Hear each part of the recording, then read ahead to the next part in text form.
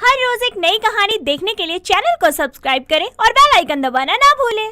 सुषमा की बहू राधा हद से ज्यादा भोली थी और इस बात का अंदाजा आप इस बात से ही लगा सकते हैं कि अगर सुषमा अपनी बहू राधा को कहती कि बहू आज टीवी साफ करना है, तो राधा ने तो टीवी को नहला दिया था, जिस वजह से सुषमा अपनी बहू को सोच समझकर ही काम बोला करती।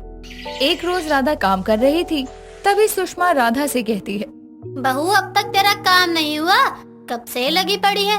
माँ जी बस होने ही वाला है। आपने बोला आज बहुत सारे कपड़े धोने हैं, तो मैंने आपके कमरे के सारे कपड़े धो दिए। बहू मेरा बहुत कपड़ों से मतलब था कि हॉल में जितने कपड़े रखे हैं वो धोने थे।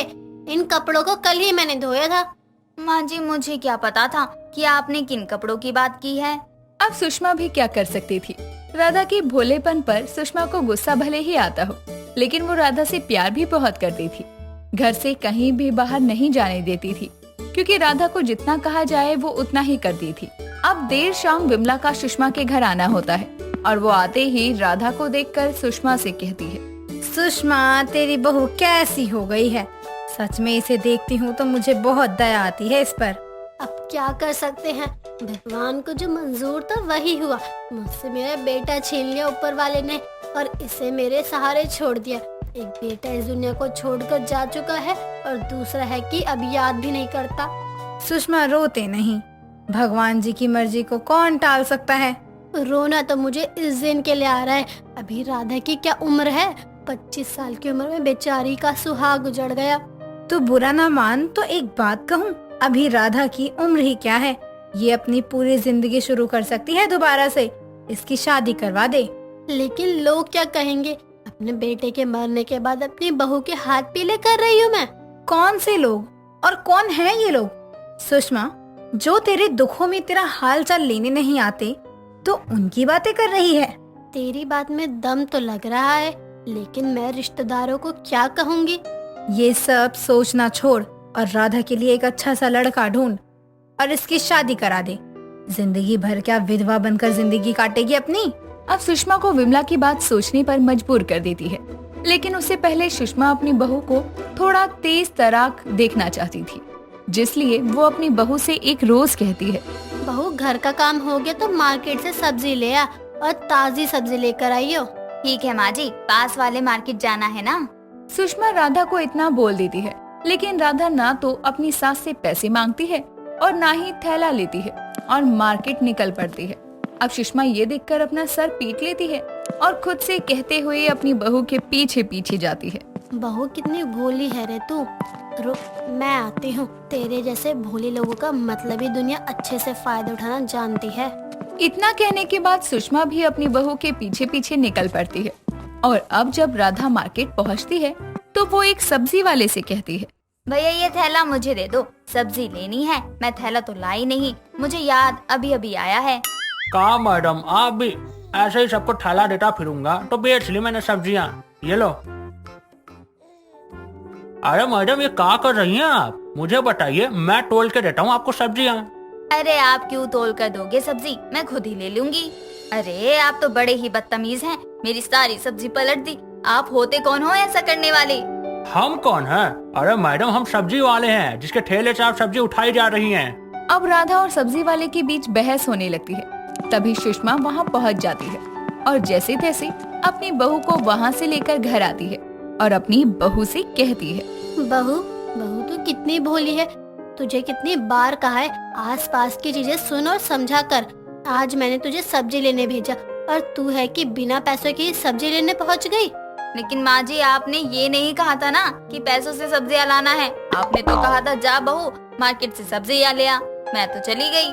बहू आगे से मैं तुझे पूरी बात बताकर भेजूंगी, लेकिन आज तो मैं देखना चाहती थी कि मैं जितना बोलती हूँ तू उतना करेगी, अपना दिमाग भी इस्तेमाल करेगी। अब अगले दिन सुषमा अपनी बहू को बोलती है, बहू जा जाकर छत पर से कपड़े ले आ, तार पर लटके होंगे। माँ जी ने कहा था छत से कपड़े लाना है, लेकिन अपनी छत पर तो तार पर कोई कपड़े है ही नहीं। कहीं विमला आंटी की छत से कपड़े लेकर आने को तो नहीं कहा ना माँ जी ने। हो सकता है इस बार कोई गलती नहीं करूँगी मैं। अब राधा अपने ही छत से विमला की छत पर कपड़े टांगे देखती है। विमला की छत पर वो जाती है और विमला के सारे कपड़ों को उतार लाती है और अपनी सास से कहती है, ये लो माँ जी, ये रहे कपड़े। इस बार तो मैंने कोई गलती नहीं की ना। ये साड़ी तो मेरी नहीं है, और ये कच्चा बहू, आदमी वाला कच्चा हमारे घर में कौन पहनता है? कहीं तुम मुझसे छुप छुप कर ये। नहीं नहीं माँ जी, ये साड़ी और ये बाकी कपड़े अपने नहीं बल्कि विमला आंटी के हैं। तो बहू तो विमला की छत पर से कपड़े क्यों लाई? मैंने तुझे कहा था कि छत से कपड़े ले आ। लेकिन आपने ये नहीं कहा किसकी छत से, और आपने ये भी कहा कि तार पर होंगे कपड़े, और विमला आंटी की छत पर ही थे। हे भगवान, मैं तुझे और कैसे समझाऊं बहू? ये सब बातें चल ही रही होती है कि तभी विमला सुषमा के घर आती है और सुषमा से कहती है, सुषमा, तेरी बहू ने मेरे छत पर सूख रहे कपड़े चुराए हैं। कहाँ हैं मेरे कपड़े? वापस कर मुझे। विमला, तू भी कैसी बातें कर रही है? चोरी के लिए भी अकल की जरूरत होती है, लेकिन इसके अंदर वो भी नहीं है। इसे मैंने कहा कि छत से कपड़े लेकर आ, तार पर होंगे, तो इसे अपनी छत पर तार पर कपड़े नहीं मिले, इसलिए वो तेरी छत से कपड़े ले आई। राम राम राम। सुषमा, इसे तू कुछ सिखाती क्यों नहीं? कल को किसी और के घर में जाएगी तो तेरी ही बदनामी होगी। वही तो समझा रही हूँ, लेकिन ये है कि समझने का नाम ही नहीं लेती है। कुछ भी कह, लेकिन राधा बहू, तेरे अंदर दिमाग की बहुत ज्यादा कमी है। अब सुषमा भी राधा के भोलेपन से परेशान हो जाती है। वो देर शाम हॉल में बैठी खुद से कह रही थी, क्या दिन दिखा रहा है भगवान, कल को मैं अपनी बहू की शादी करूंगी, ना जाने कैसा घर परिवार मिलेगा उसे, और वो तो है ही भोली भाली, ना जाने क्या होगा इसका। सुषमा ये सोच ही रही थी कि तभी दरवाजे पर किसी के आने का शोर होता है। हॉल से दरवाजे पर देखने जाती है तो वो देखती है कि एक आदमी कई बैग्स के साथ सुषमा के घर पर आता है, और ये देखकर सुषमा उस आदमी से कहती है, अरे आप कौन, और बिना पूछे मेरे घर में कैसे घुसे चले आ रहे हो? अरे माँ, आपने मुझे नहीं पहचाना? मैं आपका कमलेश। कौन कमलेश? और तू मुझे माँ क्यों कह रहा है? मेरे दोनों बेटे मर चुके हैं, एक था, उससे भी कई सालों से बात नहीं हुई है। अरे माँ, मैं ही हूँ आपका दूसरा बेटा कमलेश। और भैया का क्या हुआ? तू कमलेश है? मेरा बेटा कमलेश तू आ गया। कैसा है मेरा बच्चा? माँ, मैं तो ठीक हूँ, लेकिन भैया को क्या हुआ? कैसे हुआ ये सब? अब सुषमा कमलेश को सब कुछ बताती है, और कमलेश को ये सब सुनकर बहुत दुख होता है। हालांकि वो अपनी भाभी राधा से मिलकर बहुत खुश होती है। अब ऐसे ही कई दिन गुजर जाते हैं। सुषमा इन दिनों में देखती है कि कमलेश राधा के साथ खुश है। ये देखकर सुषमा एक रोज कमलेश को कहती है, बेटा, रवि के जाने के बाद राधा अकेली हो गई है। अब तू आ गया है तो वो थोड़ा हंस बोल लेती है। क्या तू इसे सहारा देगा मेरे बाद? माँ, आपके कहने का मतलब क्या है? यही कि तू क्या हमेशा के लिए राधा का हाथ थामेगा? माँ, ये आप क्या कह रही हैं? मैं अपनी भाभी से शादी कैसे? तुझे मेरी कसम है, वो बहुत भोली है। अगर मैंने उसकी शादी किसी और से की तो वो राधा की जिंदगी बर्बाद कर देगा। इस तरह सुषमा अपने छोटे बेटे से अपनी बहू की शादी करवा देती है, और सुषमा की भोली बहू का भोलापन घर में ही रह जाता है, और घर की इज्जत भी।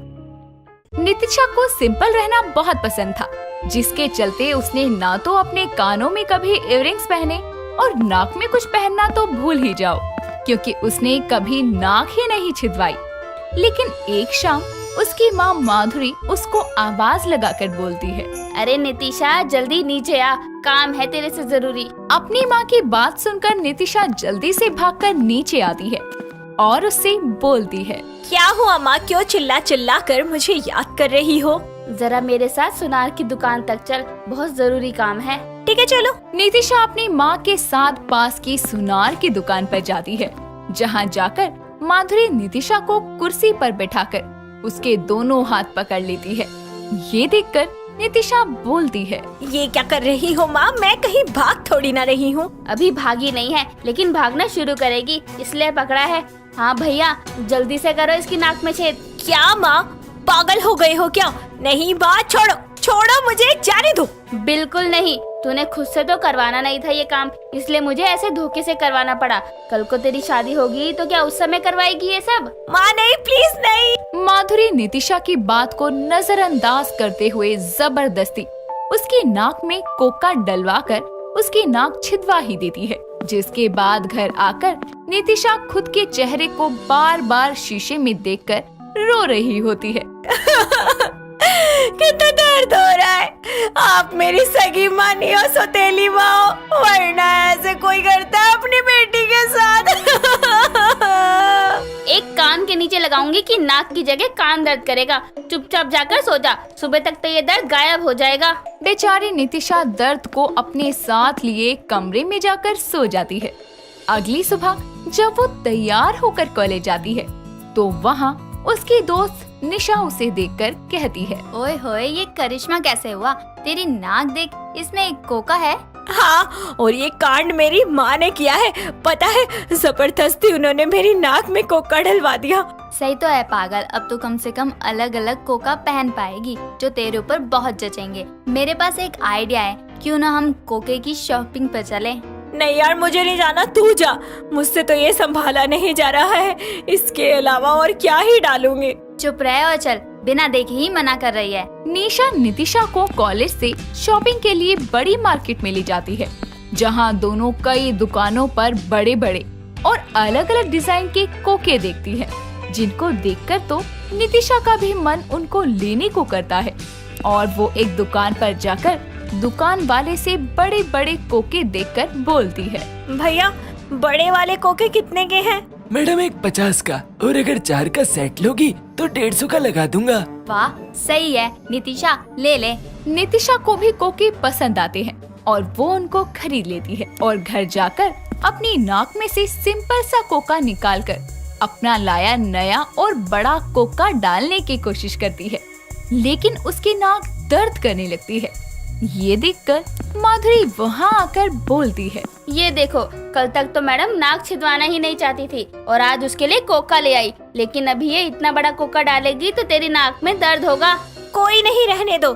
जब मैंने कल वो दर्द झेल लिया तो अब ये भी दर्द झेल ही लूंगी। इतना बोलकर नितिशा जबरदस्ती दर्द सहते हुए उस बड़े से कोके को अपनी नाक में पहन लेती है और वो उस पर बहुत अच्छा भी लग रहा था। अगले दिन जब वो उसे पहनकर कॉलेज जाती है तो वहाँ उसकी दोस्त निशा समेत कई लोग उसकी तारीफ करते हैं। उन्हीं लोगों में शामिल एक कमल नाम का लड़का नितिशा को देखकर खुद से कहता है, आजकल लड़कियां पतली सी नोजपिन से अपनी नाक को सजाती हैं, लेकिन नितिशा पर ये बड़ा सा कोका कितना अच्छा लग रहा है। सच में आज इसको ऐसे देखकर मन कर रहा है अपने दिल की सारी बातें बता दूं। कमल ये सोच ही रहा था कि तभी नितिशा उसके पास आकर कहती है, अब तक तो सब जा चुके होंगे मेरी तारीफें करके, लेकिन तुम कोई बिना शब्द कहे घूरे ही जा रहे हो। बताओ क्या बात है? बात तो कोई नहीं है, वो तो बस ऐसे ही। ठीक है, फिर मैं जाती हूँ। नहीं रुको, एक्चुअली वो मैं झिझकते हुए ही सही कमल अपने प्यार का इजहार नितिशा से करता है, जिसके बाद नितिशा भी उसके लिए अपने मन की फीलिंग्स बता देती है और दोनों अपने एक नए रिश्ते की शुरुआत करते हैं। अब जिस कोकी की वजह से नितिशा को कमल मिला, उसके चलते अब वो रोज नया नया कोका पहनकर आती थी, वो भी बड़ा और हैवी, जिसकी वजह से उसको दर्द तो होता था, लेकिन बावजूद इसके वो उनको पहनना बंद नहीं करती। ऐसे ही एक शाम कॉलेज से घर आते ही माधुरी नितिशा को कहती है, नितिशा, मैंने तेरी ये नाक इसलिए छिदवाई थी कि ताकि शादी के टाइम तो सूजी हुई नाक लेकर ना घूमे, लेकिन ये बड़े बड़े कोके तेरी नाक को सुजा देंगे, खून भी निकल सकता है इसमें से। माँ, कुछ नहीं होगा, और अब आपने ये कांड किया ही है तो इसको रोकने की सलाह आप ना ही दो तो ज्यादा अच्छा है। बाकी अब मुझे बड़े कोके की आदत हो गई है, सो डोंट वरी, मैं संभाल लूंगी। नितिशा इतना बोलकर वहाँ से कमरे में चली जाती है। अगले दिन वो कमल से मिलने एक ब्लैक साड़ी और बड़ा सा कोका पहन कर जाती है, जिसे देखकर कमल बोलता है, वाओ जान, आज तुम कमाल लग रही हो। तुमको देखकर तो वो गाना याद आ रहा है, कोका तेरा कुछ कुछ कहंदा नी कोका।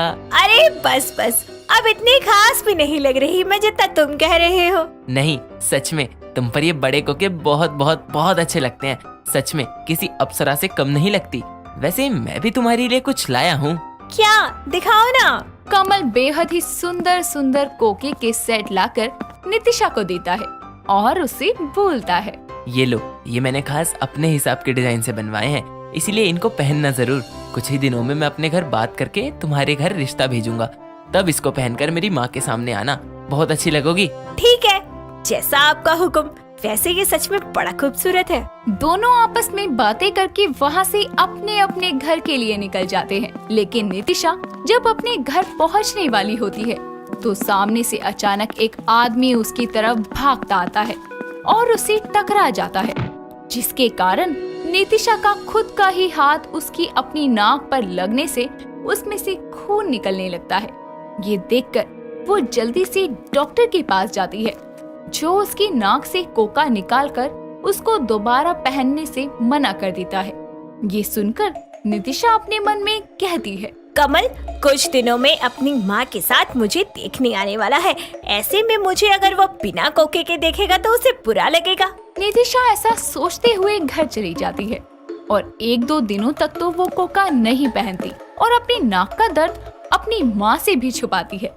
लेकिन अगले दिन ही उसके पास कमल का कॉल आता है कि वो शाम को जब अपनी माँ के साथ उसे देखने आने वाला है। और जब वो शाम को अपनी माँ माला के साथ नितिशा के घर आता है तो कमल के लिए नितिशा दोबारा से अपनी घायल नाक में बड़ा सा कोका पहन कर आती है और उसको ऐसे देखकर माला कहती है, अरे वाह, सच में कमल ने जितना बताया था नितिशा उससे कहीं ज्यादा खूबसूरत है और ये कोका तो इसकी खूबसूरती में 4 चांद लगा रहा है। जी ये तो है, लेकिन इसकी ये नाक मैंने जबरदस्ती छिदवाई थी और अब देखो खुद ही अलग अलग कोके पहने घूमती रहती है। नितिशा शर्माते हुए टेबल पर रखी चाय अपनी होने वाली सास को देने के लिए जैसे ही झुकती है तो उसकी नाक का भारी कोका निकल कर नीचे गिर जाता है और उसकी नाक से खून बहने लगता है। ये देखकर कमल बोलता है, नितिशा ये क्या, ये खून, तुम्हारी नाक से खून निकल रहा है। आंटी जल्दी से डॉक्टर को बुलाओ। डॉक्टर को बुलाया जाता है और वो नितिशा के नाक पर दवाई लगाकर सबको ये बताता है कि उसने पहले ही नितिशा को मना किया था कि कोका ना पहने। ये सुनकर कमल बोलता है, तुमको डॉक्टर ने मना किया था, फिर भी तुमने कोका क्यों पहना? तुमने इतने प्यार से दिए थे ये कोके और कहा था जब तुम आओ तो मैं इसको पहनूं, बस इसलिए। कमल ये सुनकर नितिशा को गले लगाकर उससे कहता है, मेरे लिए कुछ भी तुमसे ज्यादा जरूरी नहीं है और अब जब तक तुम्हारी नाक पूरी तरह से ठीक नहीं होती तब तक तुम कोक का क्या नोज पिन तक नहीं डालोगी। भारी कोके को पहनने से नितिशा की नाक का ये हाल होता है, जिसके कारण उसको दर्द भी झेलना पड़ता है और साथ ही उसको कुछ समय के लिए अपना बड़ा कोका पहनने का शौक भी भूलना पड़ता है। दोस्तों, अगर आपको ये कहानी पसंद आई तो इसे लाइक करें, शेयर करें और कमेंट करके बताएं कि कहानी में आपको सबसे अच्छा क्या लगा।